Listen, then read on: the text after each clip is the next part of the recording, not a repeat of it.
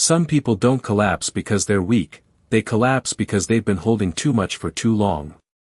The glass in Victor Hale's hand never trembled, not once in the last 15 years, not through negotiations, not through threats, not even through the kind of pressure that made other men fold in seconds, but the moment the sound cut through the restaurant, a soft, sudden thud against polished marble, his grip tightened just enough to leave a faint print on the crystal, and his eyes lifted, slow, deliberate, drawn not by panic but by instinct, the kind that had kept him alive longer than most men in his world, and that's when he saw her, the waitress, collapsing forward like a marionette with its strings cut, her tray slipping from her fingers, silverware scattering in quiet, useless chimes across the floor, conversations around them stuttering into silence as heads turned and people leaned back in their chairs, unsure whether to help or simply watch, but Victor didn't hesitate, he moved before anyone else could react, closing the distance in 2 measured steps, his hand catching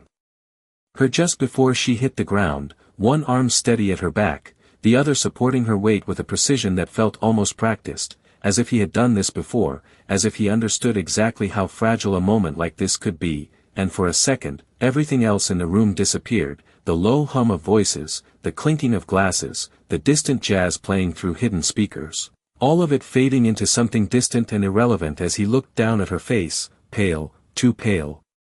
Her breathing shallow, uneven, and then his gaze shifted, not randomly, never randomly, but with intention, scanning, reading, analyzing the way he always did, and that's when he saw it, just beneath the edge of her sleeve where the fabric had pulled back slightly, a shadow against her skin that didn't belong to the soft lighting of the room, a discoloration that wasn't accidental, wasn't new, wasn't something you got from bumping into a table or missing a step. His fingers adjusted slightly. Careful, controlled, but enough to reveal more, and there it was, clearer now, a pattern. That told a story without words, one that most people would miss or ignore, but Victor Hale didn't miss things like that, he couldn't afford to, not in his world, not ever, and something in his expression changed, subtle to anyone watching, almost invisible, but real, the kind of shift that didn't need to be announced because it could be felt, like the temperature in a room dropping a few degrees without warning. His jaw setting just slightly, his eyes darkening not with anger, not yet, but with something quieter, colder, more deliberate, the kind of recognition that came from understanding exactly what he was looking at and exactly what it meant, and as someone rushed over, asking if they should call 911, Victor didn't answer right away, his attention still fixed on her, on the way her body reacted even in unconsciousness, the slight tension in her shoulders, the instinctive recoil when another hand reached too quickly toward her arm, a reaction that didn't come from nowhere, a reaction that had been learned, repeated, reinforced, and that was enough, more than enough, because Victor Hale didn't need explanations, he didn't need witnesses, he didn't need a confession, he only needed one thing, a reason, and now he had it, standing there in the middle of a perfectly lit dining room where everything was supposed to look flawless, he held the one detail that broke the illusion completely, and for the first time that night, Victor Hale stopped being just another man at a table, and became something else entirely.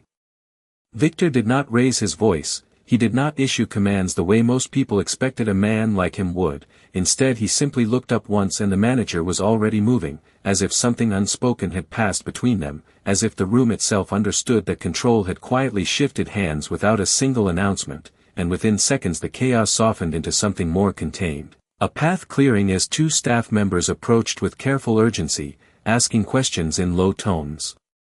That did not interrupt the stillness surrounding him, but Victor did not release her immediately, not until he was certain her weight had transferred safely, not until her head was supported and her breathing steady just enough to convince him she was not slipping further, and only then did he step back, slow, deliberate, his hands leaving no trace of panic behind, just precision, just intent, his eyes never fully leaving her even as others took over, and when they asked if he was family, he gave the smallest shake of his head, not a denial, not exactly, just a refusal to explain, because men like Victor Hale did not explain themselves, they observed. They remembered, and they decided later what something meant, and right now he was deciding, his gaze moving again, not toward her this time, but outward, scanning the room with the same quiet intensity he had used seconds earlier, cataloging faces, reactions, patterns, who stepped forward, who stayed back, who looked concerned and who looked inconvenienced, and most importantly, who looked afraid, because fear left a different imprint. It lingered longer, it revealed more than words ever could. And then he saw him, not immediately, not in a dramatic reveal, but gradually, like a detail coming into focus the longer you looked, a man standing just beyond the circle of attention, close enough to claim concern but far enough to avoid responsibility, his posture stiff, his hands half raised as if unsure whether to act or retreat, his expression carefully arranged into something that passed for worry but did not reach his eyes, and Victor recognized that look, not because it was unique, but because it was common among men who believed control meant possession, among men who mistook silence for permission, and as the staff helped Nina onto a stretcher, her arm shifted again, the sleeve pulling back further, exposing more of what had already been enough, and this time Victor did not need to look twice, the pattern confirmed itself without effort, and something inside him settled, not emotion, not anger, but certainty, the kind that came when a question turned into an answer without needing to be spoken aloud, and when the paramedics arrived, their movements efficient, their voices steady, Victor stepped aside completely, giving them space, giving them control of the moment they were trained to handle, but his presence did not fade, it anchored the space, a silent pressure that made even professionals adjust their tone slightly, more respectful, more aware, as if they sensed that this was not just another incident, not just another fainting spell in a crowded room, and when one of them asked for information, name, condition, any known issues, the manager hesitated, searching for answers he did not have. But before he could speak, that same man from the edge stepped forward, finally, offering details too quickly, too neatly, his voice just a fraction too controlled, and Victor watched him the entire time, not interrupting, not reacting, just listening with the kind of stillness that made other people uncomfortable without knowing why, and when their eyes met for the briefest second, it was enough, not a confrontation, not a warning, just recognition, the kind that passed between two men who understood dominance in very different ways, and Victor's expression did not change, not visibly, but something behind it did, something that had already begun moving long before anyone else realized there was anything to see at all. Victor remained exactly where he was even after the stretcher wheels rolled across the marble and disappeared through the double doors, the sound fading into the distance while the restaurant slowly tried to stitch itself back together, conversations returning in cautious fragments, glasses lifted again with forced normalcy, but nothing felt the same, not to him, not anymore, because once a detail like that revealed itself, it did not disappear, it stayed, it sharpened, it demanded resolution. And Victor Hale was not a man who ignored unfinished patterns, he turned slightly, not enough to draw attention, just enough to shift his angle of view, and the man who had spoken earlier was still there, no longer pretending to assist, no longer offering helpful information, now simply standing with that same controlled posture, watching the exit as if calculating something, as if deciding whether to follow or to wait, and that hesitation told Victor more than any words could have, because men who truly cared did not hesitate in moments like that, they moved, they stayed close, they did not hover at a distance pretending to belong to the situation without committing to it, and Victor noted the details without effort, the expensive watch that was slightly too loud for the setting, the way his shoes were polished but worn at the edges, the tension in his jaw that came and went in small pulses, all of it painting a picture that felt incomplete to anyone else but fully formed to him, and then there was the smallest detail of all, the one most people would never notice, the way the man's eyes flicked toward Victor again, not in curiosity, not even in suspicion, but in something closer to recognition mixed with unease, like an animal sensing a larger presence it could not quite define, and that was enough. Victor did not need confirmation beyond that, he reached into his jacket slowly, not hurried, not hidden, just a simple motion that looked like any other man checking his phone, but when the screen lit up, his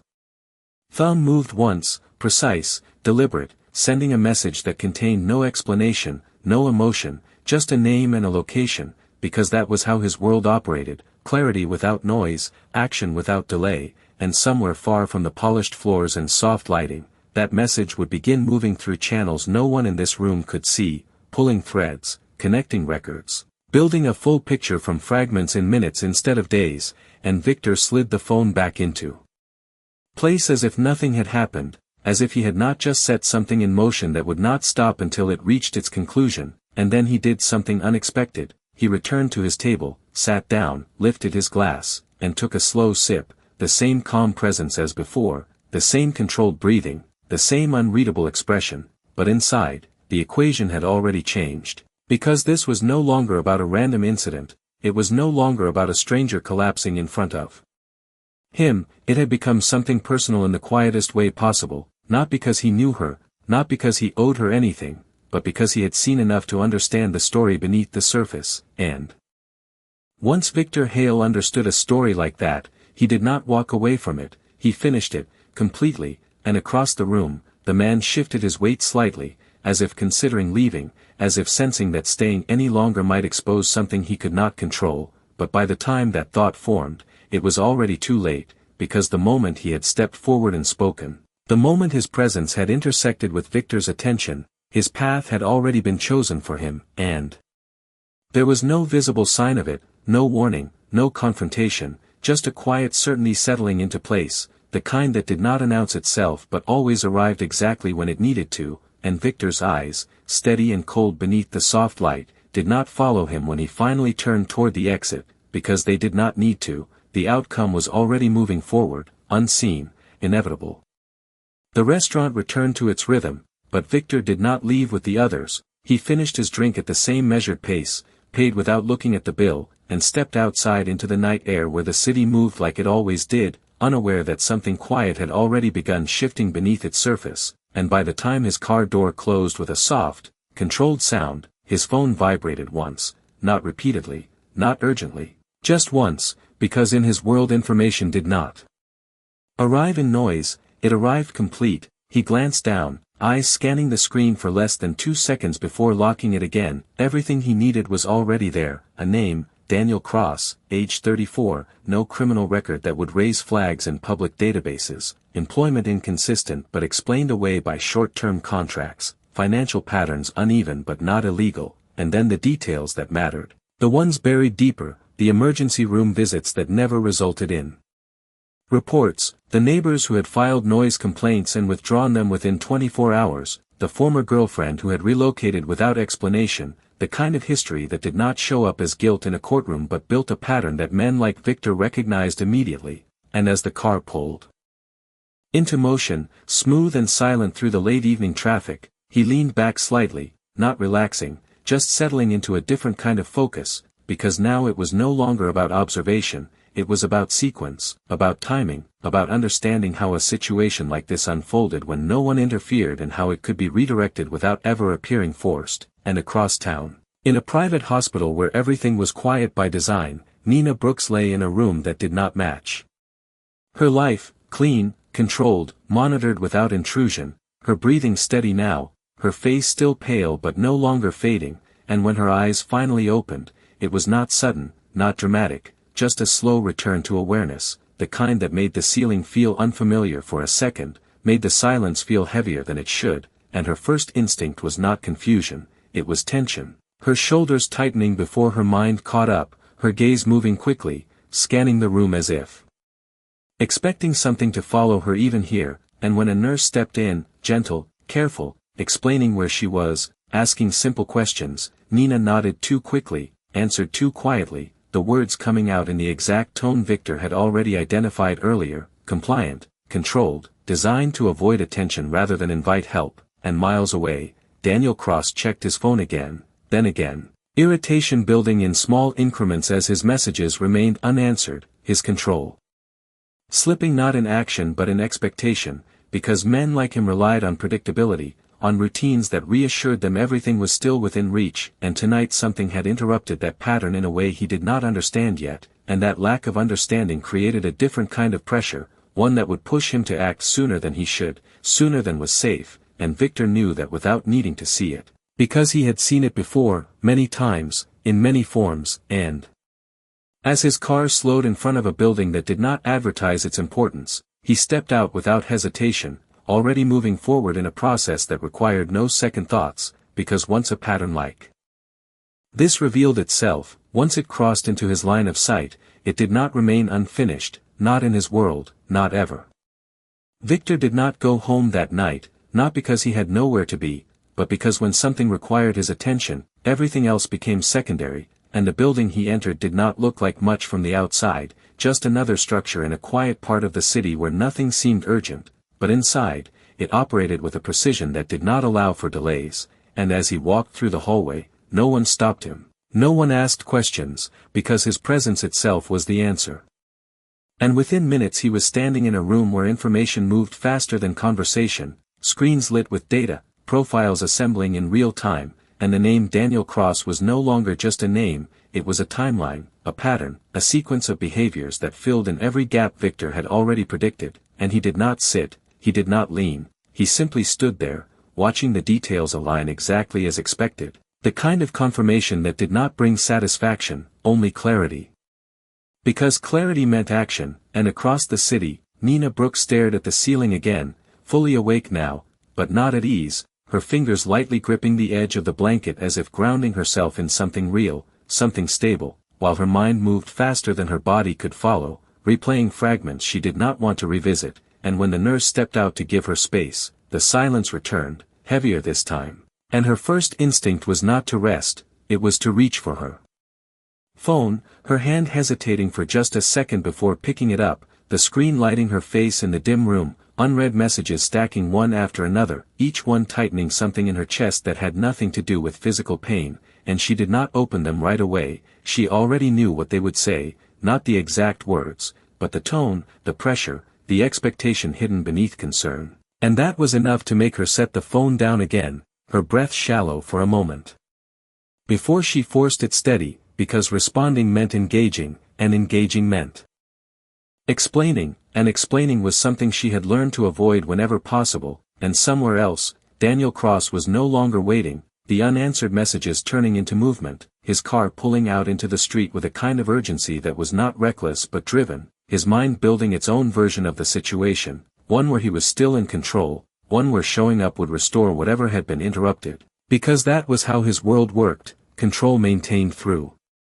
presence, through insistence, through proximity, and Victor knew that pattern without needing to see it unfold, because men like Daniel did not tolerate gaps in their control, they filled them quickly, often without thinking about who might already be waiting on the other side, and as the last piece of information appeared on the screen in front of him, Victor finally moved, one step closer, his hand resting lightly on the edge of the table as if marking the end of observation and the beginning of something else, something quieter, more precise, and when he spoke, it was not loud, not dramatic, just a single sentence delivered with absolute certainty, instructing a shift in focus that would redirect everything that followed, because from this point on, the situation was no longer unfolding on its own, it was being guided, shaped, controlled in a way that left no room for chance. And in a hospital room that felt too quiet for someone like Nina Brooks, the night stretched forward with a tension she could not name, unaware that somewhere in the city, a different kind of decision had already been made, one that would change what happened next whether she was ready for it or not.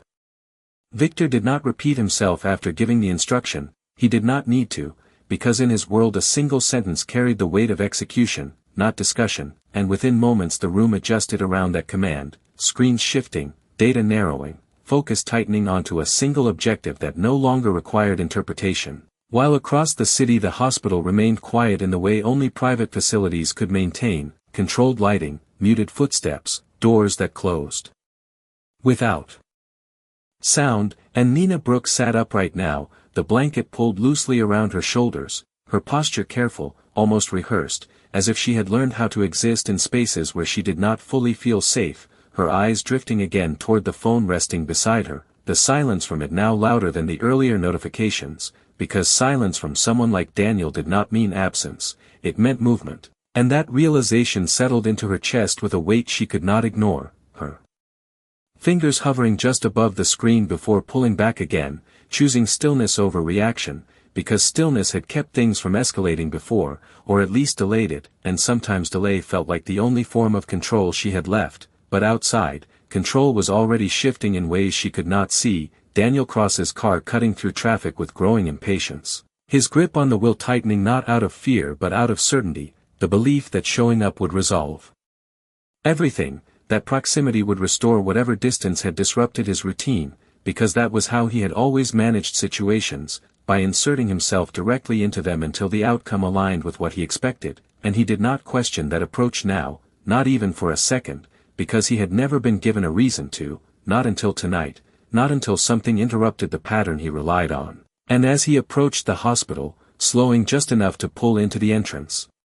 his mind had already decided what he would say, how he would stand, how he would reassert presence without appearing aggressive, a performance he had practiced without realizing it, one that worked because most people did not push back, most people avoided conflict, most people chose quiet compliance over resistance, but Victor Hale was not most people, and inside the hospital, the shift had already begun before Daniel even stepped through the doors, a quiet adjustment in protocol, a subtle change in access that did not raise alarms but redirected movement, because when Victor acted, he did not block directly, he redirected, he controlled flow instead of forcing resistance, and as Nina finally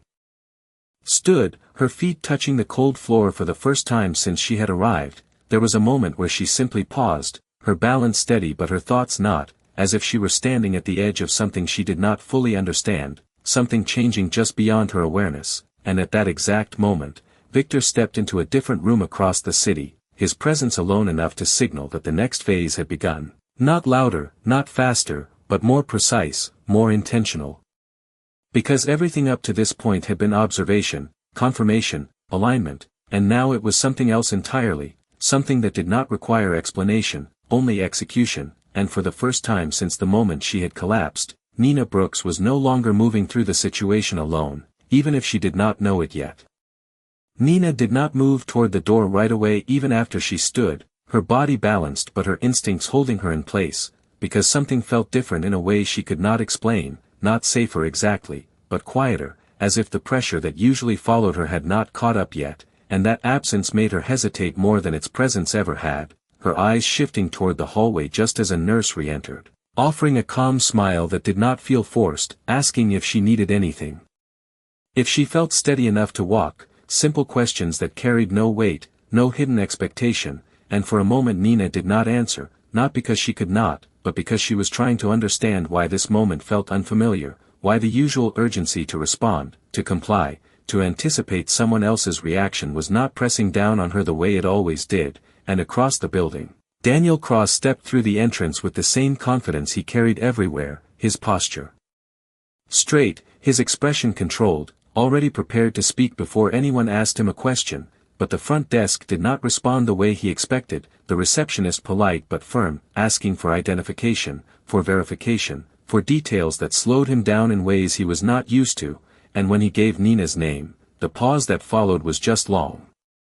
enough to shift something in his expression, not visible to most people, but enough to register as friction, as resistance, and he leaned slightly forward, adjusting his tone, more insistent now, still measured but carrying that underlying pressure he relied on, the kind that usually made people move faster, speak quicker, comply without realizing why, but tonight it did not have the same effect, because the system he had walked into was no longer operating on default behavior, it had been adjusted, redirected, and he could feel it even if he did not understand it, and back in her room, Nina finally took a step forward, slow, careful, the floor cool beneath her feet as she moved toward the window, her reflection faint in the glass, pale but steady, her hand resting lightly against the frame as she looked out over the city lights, and for the first time that night, her breathing evened out without effort, not forced, not controlled, just natural, as if something had shifted around her rather than inside her, and she did not question it, not yet, because questioning meant digging, and digging meant confronting things she had learned to leave buried, but somewhere else, Victor Hale stood in a space where decisions became outcomes, his presence still, his attention focused on the progression unfolding exactly as intended, not rushed, not chaotic, but precise, because this was not about confrontation, not about reacting in the moment, it was about restructuring the situation, so that the next move would not belong to Daniel at all, and as the man at the front desk repeated the same calm request for confirmation, Daniel's patience thinned just enough to show, his jaw tightening, his eyes shifting once toward the hallway as if calculating whether to bypass the process entirely, but the space did not allow for that kind of movement tonight, not without consequence, and that hesitation, that brief pause where control did not immediately return to him, was the first real crack in the pattern he depended on, and Victor, miles away, recognized it without needing to see it, because patterns did not break loudly, they broke in moments like this, quiet, subtle, irreversible. Once they started. Daniel adjusted his stance, the slight hesitation at the front desk hardening into something more deliberate, because when control did not return immediately, he did not step back, he pressed forward, but this time the pressure met structure instead of compliance, the receptionist repeating the same request with the same calm tone, not escalating, not yielding, just holding the line in a way that made his next move uncertain. And uncertainty was something he did not handle well, not outwardly. Not visibly, but internally it shifted his timing, disrupted the rhythm he relied on, and as he reached for his phone, perhaps to call, perhaps to assert presence through another channel, the system had already anticipated it, access points narrowing, responses redirecting, nothing obvious, nothing confrontational, just enough friction to keep him exactly where he was, contained without being stopped, and upstairs. Nina remained by the window, her reflection steadier now, her breathing no longer controlled by anticipation, and for the first time in a long while, her thoughts did not immediately race toward what would happen next, instead they lingered in the present moment, something simple, something unfamiliar, the absence of immediate pressure creating space she did not quite know how to fill, and when a soft knock came at the door, she turned slowly, not startled, not tense, just aware, the nurse stepping in again, this time with a different tone, not just checking on her, but informing her that no visitors would be allowed tonight without proper clearance, the words delivered gently but clearly, and Nina blinked once, processing that information, not questioning it, but feeling its weight, because that kind of boundary had never been set on her behalf before, not like this, not without her having to ask for it, and far from the hospital. Victor stood in silence as the updates reached him in real time, each adjustment confirming that the structure was holding exactly as intended, not blocking Daniel outright, but guiding him into a position where every option required permission, where every step forward required validation he did not control, and that was the shift, not removal, not confrontation, but repositioning, turning certainty into hesitation, turning access into process, and Victor did not need to watch it unfold to understand its impact, because he knew how quickly a man like Daniel would feel the difference, how quickly control slipping in small increments would build into something larger, something harder to manage, and back at the front desk, Daniel's expression changed again, not enough for most to notice, but enough to register as strain, his movement slightly sharper now, his tone just a fraction less controlled, and when he finally stepped back, not leaving, but repositioning, it was not a retreat, it was recalculation, but even that had been anticipated, because every move he made now existed within a structure he did not design, within a sequence already moving forward without him, and upstairs. Nina sat back down slowly on the edge of the bed, her hands resting loosely in her lap, her shoulders no longer drawn tight, and she did not know why, she did not know what had changed or who had changed it, but for the first time, the silence around her did not feel like something waiting to break, it felt like something holding, steady, quiet, and for now, that was enough. Victor did not ask for updates anymore, because by this point he did not need them, the outcome had already moved past uncertainty into inevitability, and the quiet control he had set in motion was doing exactly what it was designed to do, not forcing a confrontation, not creating noise, but removing options one by one until only a single path remained, and across the hospital lobby, Daniel Cross felt that narrowing without fully understanding it, the space around him unchanged yet uncooperative, the staff polite yet immovable, every attempt to reassert control dissolving into procedure, into policy, into calm refusals that offered no leverage, and for the first time that night, he did something he rarely did, he stopped, not because he wanted to, but because he had no immediate move left that would not expose him further, and that pause, small as it seemed, marked the moment the balance shifted completely, because hesitation was not part of his pattern, and once it appeared, it did not disappear easily, it spread, it altered timing, it changed decisions, and upstairs, Nina Brooks felt that shift without seeing it, the tension she had carried for so long loosening in ways she could not explain, her posture no longer guarded, her breathing steady without effort, and when she finally picked up her phone again, the screen lighting her face, the unread messages no longer pulled at her the same way, they were still there, still present, but something about them felt distant now, less immediate, less defining, and for a long moment she simply looked at them without opening a single one, as if recognizing that responding was no longer the only option available to her, and that realization, quiet and fragile, settled into place like something new, something she had not been given before, and in another part of the city, Victor stood alone in a room that reflected none of the noise his decisions created. His expression unchanged, his posture relaxed but never careless, and when his phone vibrated once more, he glanced at it briefly before setting it aside again, the confirmation simple, clear, final, everything aligned, everything contained, and he did not smile, he did not react outwardly, because this was not about satisfaction, it was about completion, about restoring a balance that had been quietly disrupted. And as the night moved forward, Daniel eventually stepped away from the front desk. Not defeated, not yet, but redirected, forced into a position where waiting replaced action, where uncertainty replaced control, and that change would follow him long after he left the building, because once a pattern broke, it did not easily return to what it had been, and upstairs, Nina leaned back against the pillow, her eyes closing not out of exhaustion alone, but out of something closer to relief, a quiet, unfamiliar sense that for once, the next moment would not demand something from her. She was not ready to give, and somewhere beyond her awareness, Victor Hale made one final decision, not spoken, not announced, but absolute in its intent, ensuring that whatever came next in her life would no longer follow the same path it had before, and as the city lights dimmed into the early hours, the story that had begun with a single unnoticed detail reached its first conclusion, not loud, not visible, but complete in the only way that mattered.